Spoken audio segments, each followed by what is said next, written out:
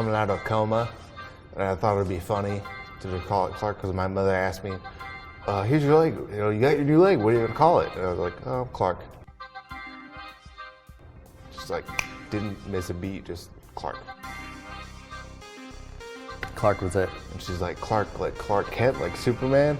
Yeah. Like, no, Just Clark. Just Clark.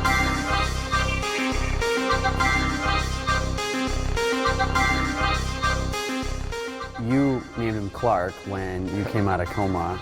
You were in a coma for 47 days. Yes, sir. Where did the decision come from to join the Marines? I was 18, it was after, like 6 months after high school, and I knew I did not want to go to college, and I didn't know what to do, so I saw like a recruiting poster or commercial or something, and I thought about it, and I was like, all right, I'm gonna do it. I'm gonna join the military, and I'm gonna join the Marine Corps because Marines are the best. Day after that, I told my mother. What did your mom say? She's like, what did you do? But when you sign up for the Marines, it's not, even if we're at war, is it automatic that you would go to war, or is it sort of that you just if you're called for active duty? More or less, they tell you where you're gonna go. It's wherever you're needed. I happen to go to Hawaii. Oh, well, that's not bad. It's not. It wasn't that bad. Okay, so you were in Hawaii, and then how did you get word that you were going to be going to Afghanistan? Like, I knew I was going to deploy. I wanted to deploy. I wanted to be a part of something bigger than myself, or something new and exciting, and just do it. And, I mean, I was a young man, so I was like ready and eager to go. So you got to Afghanistan. How long was it between the time that you landed there and the time that you drove over the hidden bomb? Yeah. 3 weeks. 3 weeks. Mm-hmm. So you had 3 weeks on the ground in Afghanistan, barely could get your footing there, really. Pun intended. Pun intended. Barely get your footing, and then all of a sudden, you are driving a tank, right? Humvee. So you're driving a Humvee, Yeah. and you drive over hidden. Yeah, an IED. IED. Improvised explosive device. I needed so much medical attention that I would go to one hospital, they would fix me up and do whatever they needed to do, and then ship me off to the next one. I think they just wanted to get me home. It appeared it was going to be a long road back. Because, like I said, I mean, my brain injury was so severe, and then I had my leg, and I had all these internal things going on, and my arm was all messed up. You woke up in hospital in San Francisco. Your mom was with you. Yes. And what do you remember at that point? It's not like in a movie how when a person's in a coma one day and then the day they wake up, it's like, oh my gosh, where am I? I was in a coma? It's extremely slow. It takes months. How do you find out that you were missing a leg? How did you find out?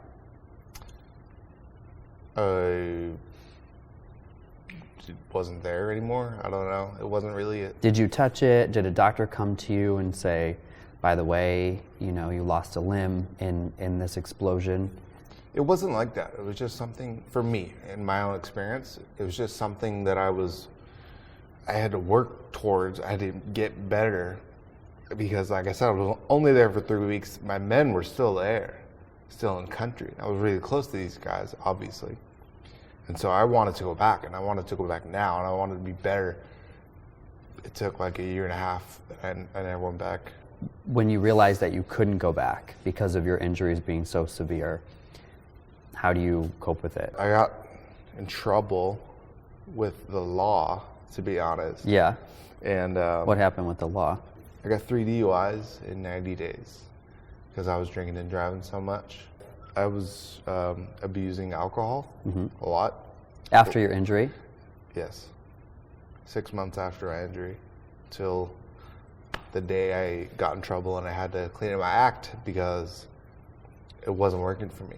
For like 2 years, I was just self-destructive and doing everything I could do to just get in trouble, drinking way too much and just being irresponsible and careless. I didn't care for myself. I didn't care for anybody. And so I was being a jerk to everybody I knew ever, you know. And the day after I got clean and started like working on myself, I'm in the gym and a man approaches me and he says, "Excuse me, have you ever thought about modeling, or like, would you ever want to consider it?" And I was like, "What? No, go away." And I wasn't so rude, but like just brushed him off. An hour later, I was leaving the gym and he was standing at the door and said, "Listen, I'm serious. Here's my card. Consider it." And that's where the willingness comes in.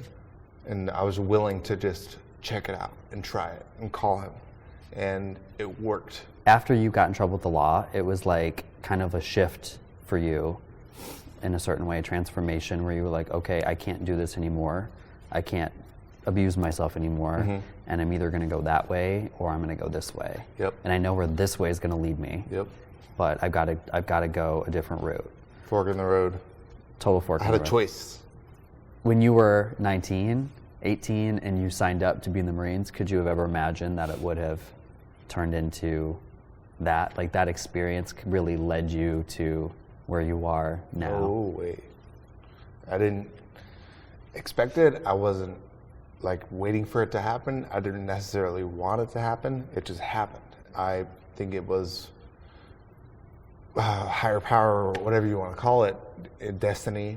Some people say God or something. Something intervened. Yeah, what's amazing to me about your story is that here you are signed up for the Marines, 18, you really didn't know what you wanted to do. Mm-hmm. You just knew you wanted to be part of something bigger than yourself. Mm-hmm.